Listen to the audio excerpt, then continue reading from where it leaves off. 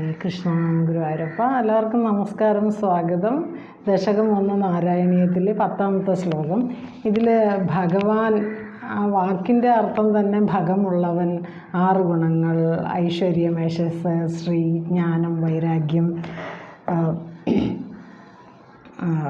എന്നീ ഗുണങ്ങൾ, തേജസ് എന്നീ ഗുണങ്ങൾ ചേർന്ന 6 ഗുണങ്ങളുള്ള അവനാരോ അയാളാണ് ഭഗവാൻ എന്ന് പറയും. അപ്പോൾ ഭഗവാന്റെ ആ ഗുണങ്ങൾ വർണ്ണിക്കുന്നു.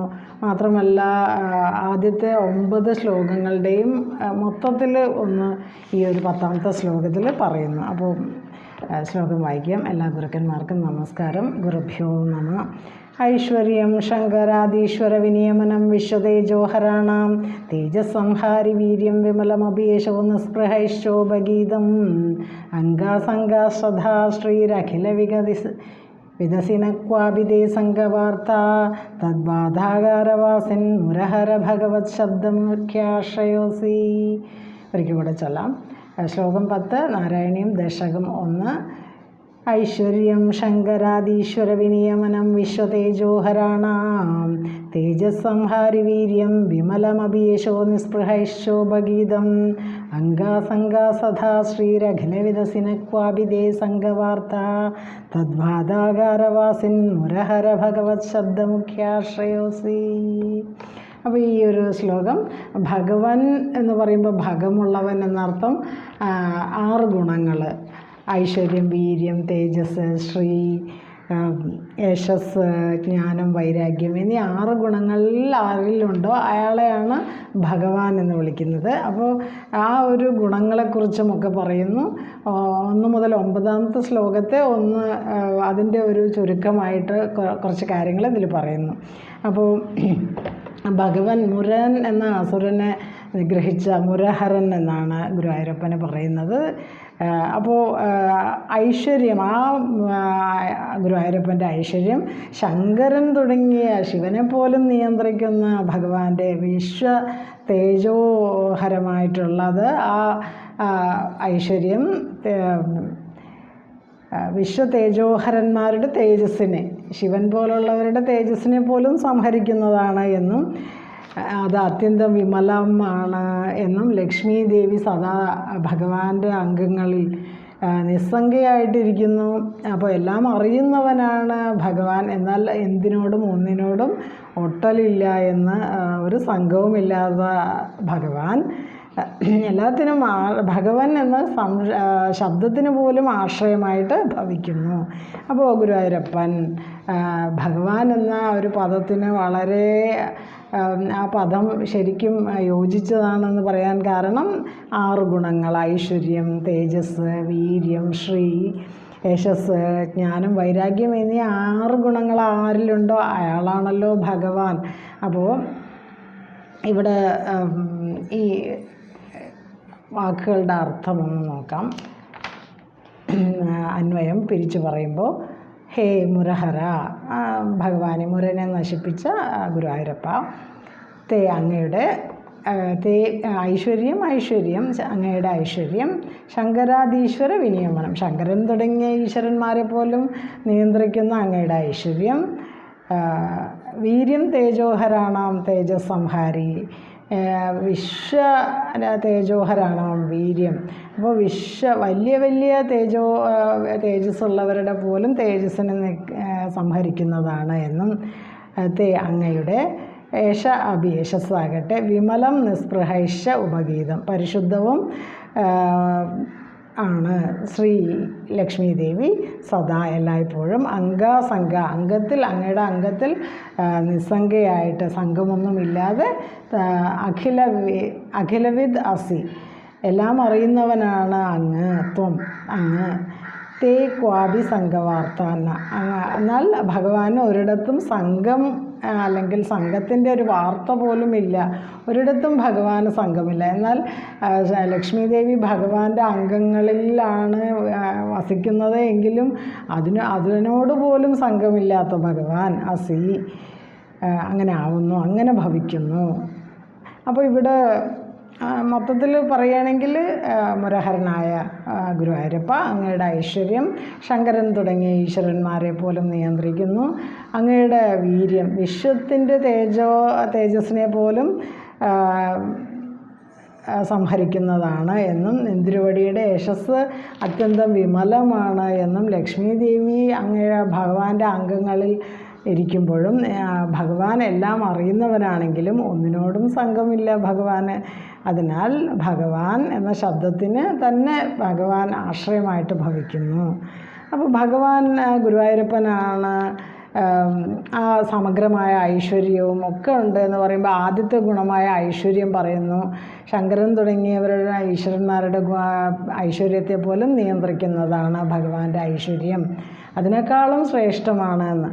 രണ്ടാമത്തെ യോഗ്യതയായിട്ട് വീര്യം എന്ന് പറയുന്നു. ഗുരുവായൂരപ്പൻ്റെ വീര്യം മറ്റ് ദേവന്മാരുടെ തേജസ്സിനെ സംഹരിക്കുന്ന വീര്യമാണ്. ശങ്കരൻ തുടങ്ങിയ ശിവൻ്റെ വീര്യത്തെ പോലും നശിപ്പിക്കുന്ന സംഹരിക്കുന്ന വീര്യമാണ് ഭഗവാന് എന്ന് പറയുന്നു. ഇനി മൂന്നാമത്തെ യോഗ്യത യശസ്സാണ്. അപ്പോൾ ഭഗവാന്റെ യശസ്സ് കളങ്കമില്ലാത്ത യശസ്സാണ് ഭഗവാനുള്ളത് എന്നും ഭഗവാന്റെ കീർത്തി കളങ്കമില്ലാത്തതാണ്. യശസ്സ് കീർത്തി എന്നാണ് അർത്ഥം. അപ്പോൾ നിസ്പൃഹൻ, ഒന്നിനോടും ഒട്ടലില്ലാത്ത നിസ്പൃഹന്മാർ പോലും ഭഗവാനെ സ്തുതിച്ച് പാടുന്നു. അപ്പോൾ ഭഗവാൻ ഋഷിമാർക്കും ഋഷി തുല്യന്മാർക്കും ഒന്നും നേടാനില്ല, അവരെയാണ് നിസ്പൃഹന്മാരെന്ന് പറയുക. അവർ പോലും ഭഗവാനെ സ്തുതിച്ച് പാടുന്നു. കാരണം അവർക്ക് ഇനി ഒന്നും സ്തുതിച്ചിട്ടൊന്നും നേടാനൊന്നുമില്ല, എന്നിട്ടും അവർ ഭഗവാനെ സ്തുതിച്ച് പാടുന്നു. അതുകൊണ്ട് ഭഗവാൻ സമഗ്രമായ യശസ്സുള്ളവനാണ്. ഇനി നാലാമത്തെ യോഗ്യതയാണ് ശ്രീ എന്ന് പറയുന്നത്. അപ്പോൾ ശ്രീ ലക്ഷ്മി ദേവി സദാ ഭഗവാന്റെ ശരീരത്തിൽ വിലസുന്നു. സുന്ദരമായിട്ടും ആകർഷകമായിട്ടും വിലപ്പെട്ടതായിട്ടും എന്തൊക്കെ ഉണ്ടോ അതെല്ലാം ലക്ഷ്മിയുടെ വിഭൂതികളാണ് എന്ന് പറയുമ്പോൾ ആ ലക്ഷ്മി ദേവി വിട്ടുപിരിയാതെ ഭഗവാന്റെ അംഗങ്ങളിൽ ചേർന്നിരിക്കുന്നു. അതാണ് ലക്ഷ്മി നിശങ്ക ലീല നിലയനം അമൃതസ്സന്ത സന്തോഹമന്ത എന്ന് പറയുന്നത്. അപ്പോൾ അത് ആറാമത്തെ ശ്ലോകത്തിൽ അത് അങ്ങനെ പറഞ്ഞിട്ടുണ്ട്. ലക്ഷ്മി നിശങ്ക ലീല നിലയനം അമൃതസന്തോഹമെന്താന്ന്. ലക്ഷ്മി ദേവിയുടെ എന്താ പറയുക വാസസ്ഥാനമാണ് ഭഗവാന്റെ ശരീരമെന്ന്. എന്നിട്ടും അങ്ങനെ ആയിരിക്കുമ്പോഴും ഭഗവാൻ ആ ലക്ഷ്മി ദേവിയുമായിട്ട് പോലും ഭഗവാൻ ഒട്ടലില്ലാതെയാണ് ഇരിക്കുന്നത്. അഞ്ചാമത്തെ യോഗ്യത ജ്ഞാനം. അപ്പോൾ അഖില വിദസി നെന്തിരുവടി എല്ലാം അറിയുന്നവനാണ്. അപ്പോൾ ഭഗവാൻ തന്നെ എല്ലാം അറിയുന്നു എന്ന് പറയുമ്പോൾ അതാ ഭഗവാന്റെ ആ ജ്ഞാന സമഗ്രത, സമഗ്രമായ ജ്ഞാനത്തെ കാണിക്കുന്നു. ഇനി ആറാമത്തെ യോഗ്യത വൈരാഗ്യം. വൈരാഗ്യം ഒന്നിനോടും ചേരാതെ സ്വതന്ത്രമായിട്ട് നിൽക്കുന്ന അവസ്ഥ. നക്വാഭിതേ സംഘവാർത്ഥ എന്ന് പറയുന്നു. ഒന്നിനോടും ഭഗവാന് ഒന്നിനോടും ആസക്തിയില്ല, ഒന്നിനോടും സംഘമില്ല. എന്നാൽ മറ്റു പലർക്കും ഭഗവാനിൽ സംഘമുണ്ട്, എന്നാൽ ഭഗവാന് ഒന്നിനോടും രതിയില്ല. അതുപോലെ തന്നെ അതിനെയാണ് വൈരാഗ്യം എന്ന് പറയുന്നത്. അപ്പോൾ ഭഗവാൻ എന്ന ശബ്ദം മറ്റ് പലർക്കും ചേരുമെങ്കിലും പറയുന്ന ഭഗവാൻ എന്ന ശബ്ദം ഏറ്റവും കൂടുതൽ ചേരുന്ന ഗുരുവായൂരപ്പനാണ്. കാരണം ഭഗവത് ശബ്ദ മുഖ്യാശ്രയോസി എന്നാണ് പറയുന്നത്. ആ ശബ്ദത്തിന് മുഖ്യമായ ആശ്രയം ഭഗവാൻ ഗുരുവായൂരപ്പൻ തന്നെയാണ്.